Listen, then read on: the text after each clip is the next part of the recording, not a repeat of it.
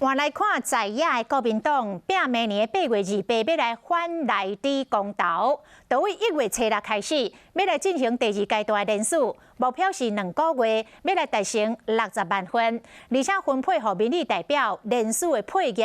这伫为每一个人都要负责1000份。国民党的党主席明年7月31，也就是8月初7要来改选，拄好顺势，会当搭配着明年8月28的反内底的公投。尽管国民党现任的党主席江启臣因为内底的议题声势回稳，但是讲国民党的内部有一份的民调，这个江启臣是大输朱立伦3倍。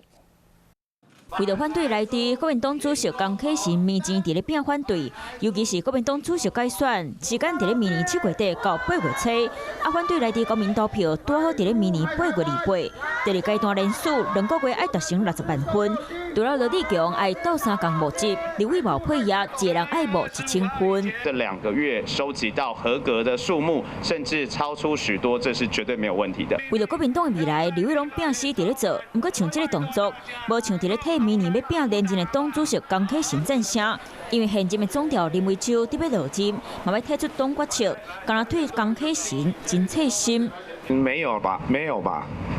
这个我跟你讲啊，每个委员都一定有他个人的一些意见。我跟那个讲话暗示唱那个左右为难。敢有唱出心声，因为佫传出一份民调，江启臣民调输朱立伦3倍。新闻里面讲的那个智库，都是我当主持人，我怎么不知道有这一份民调？国民党要靠内地议题抢救声势，即马说因为党内伫咧相斗，意外引起话题。